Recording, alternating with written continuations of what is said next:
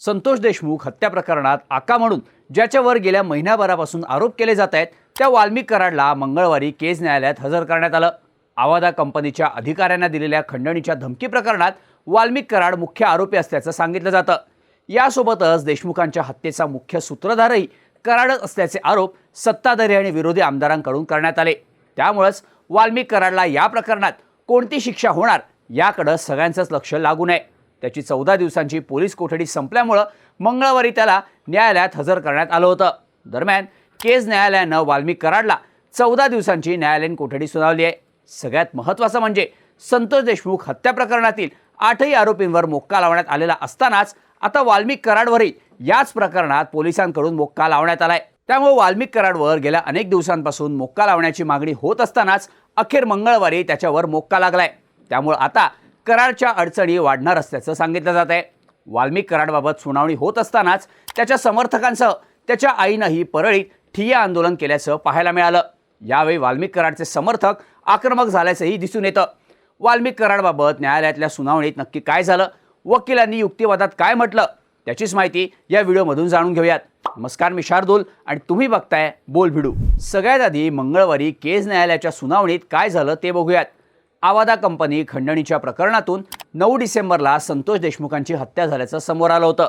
पण या खंडणी प्रकरणात धनंजय मुंडेंचा निकटवर्तीय असलेला वाल्मिक कराड मुख्य आरोपी असल्याचे आरोप झाले। त्यामुळे त्याच्या अटकेची मागणी जोर धरू लागली होती। तेव्हा 31 डिसेंबरला वाल्मिक कराड पुण्यात सीआयडीला शरण आला। त्यानंतर त्याला 14 दिवसांची पोलीस कोठडी सुनावण्यात आली होती। या दरम्यान आरोपी विष्णू साठेनं या प्रकरणात मोठा खुलासा केला होता। 29 नोव्हेंबरला आपल्या फोनवरून वाल्मिक कराडनंच आवादा कंपनीचे अधिकारी सुनील शिंदेंना धमकी दिल्याचं त्यानं सीआयडीला सांगितलं होतं। त्यामुळं वाल्मिक कराडचा पाय खोलात गेल्याचं बोललं गेलं। त्याच्यावर मोक्का लागणार का अशाही चर्चा झाल्या। 14 जानेवारीला कराडची 14 दिवसांची पोलीस कोठडी संपत असल्यानं सीआयडीनं त्याला केज न्यायालयात हजर केलं होतं। न्यायालयात सीआयडीकडून वाल्मिक कराडची पोलीस कोठडी वाढवून मागण्यात आली। संतोष देशमुखांच्या हत्येत वाल्मिक कराडचा सहभाग आहे का हे तपासण्यासाठी कराडची अजून 10 दिवसांची पोलीस कोठडी सीआयडीकडून मागण्यात आली। आणखी कुठल्या गुन्ह्यात वाल्मिक कराड दोषी आहे का याचीही चौकशी करायची असल्याचं पोलिसांकडून न्यायालयात सांगण्यात आलं।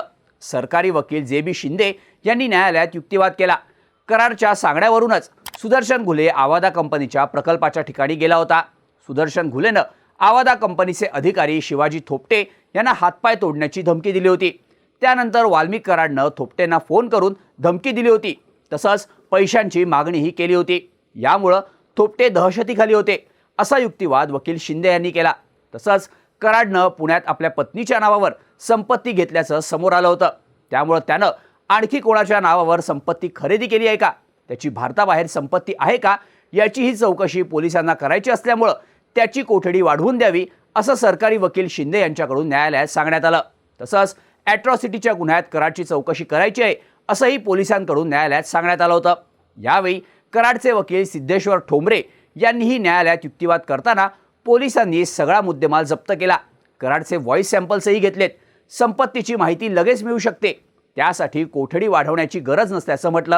तसंच हत्येत सहभाग आहे की नाही हे तपासण्यासाठी 15 दिवसांची कोठडी पुरेशी होती। पण या 15 दिवसात कराडचा हत्येच्या गुन्ह्यातला सहभाग पोलिसांना सिद्ध करता आलेला नाही। त्यामुळं आता त्याला पोलीस कोठडी न देता न्यायालयीन कोठडी देण्यात यावी अशी मागणी कराडच्या वकिलांकडून न्यायालयात करण्यात आली होती।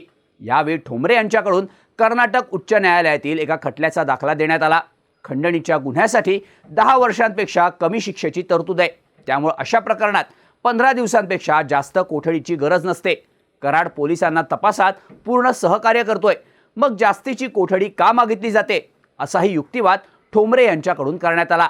हे कराडच्या विरोधात षडयंत्र आहे। मीडियानं उचलून धरलं म्हणून हे प्रकरण अशा पद्धतीनं हाताळलं जाऊ शकत नाही असंही मत कराडच्या वकिलांकडून न्यायालयात मांडण्यात आलं। 29 नोव्हेंबरला धमकी देण्यात आली तर त्याच दिवशी गुन्हा का नोंदवला गेला नाही। तसंच मे महिन्यात करण्यात आलेल्या तक्रारीत वाल्मिक कराडचं नावही नाहीये। 6 डिसेंबरला झालेली मारहाण आणि इतर गोष्टींशी वाल्मिक कराडचा कोणताही संबंध नाही। त्याबाबत कोणत्याही तक्रारीत त्याचं नाव आलेलं नाही। तसंच कराड अटकेची वाट बघत थांबला नाही, त्यानं स्वतः सरेंडर केलं। त्यामुळे त्याला न्यायालयीन कोठडी दिली जावी अशी मागणी ठोंबरेंकडून न्यायालयात करण्यात आली। दोन्ही बाजूचे युक्तिवाद ऐकल्यानंतर केज न्यायालयानं वाल्मिक कराडला 14 दिवसांची न्यायालयीन कोठडी सुनावली. पण त्याचवेळी हत्येच्या गुन्ह्यात कराडवर मोक्का लावण्यात आल्याचं SIT कडून सांगण्यात आलं. वाल्मिक कराडवर हत्येचा कट रचल्याचा आरोप करत SIT कडून हत्येच्या तपासात कराडची कोठडी मागण्यात आली.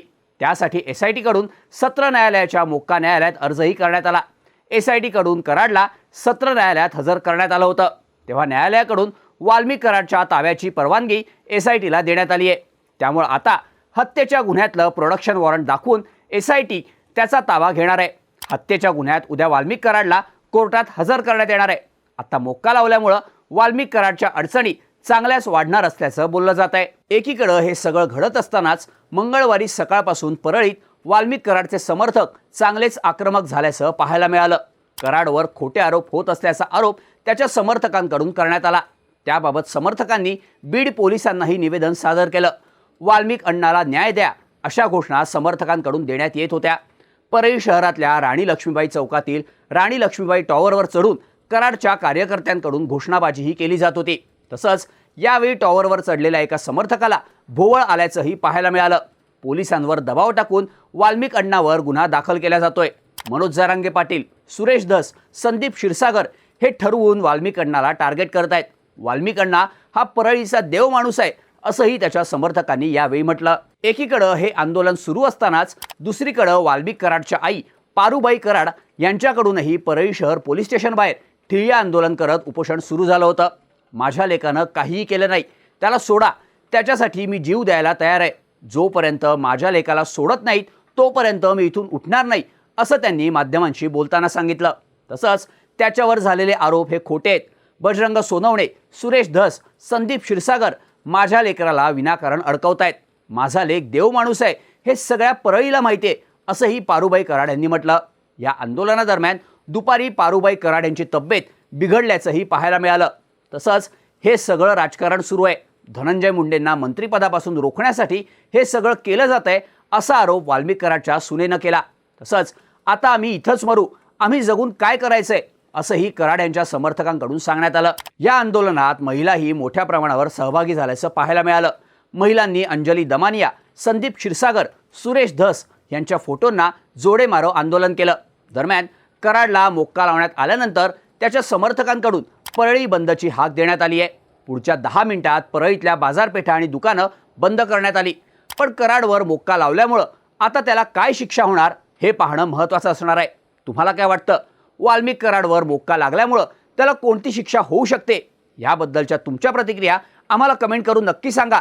आणि अशाच माहितीपूर्ण व्हिडिओसाठी बोल व्हिडिओच्या YouTube चॅनलला सबस्क्राईब करायला विसरू नका.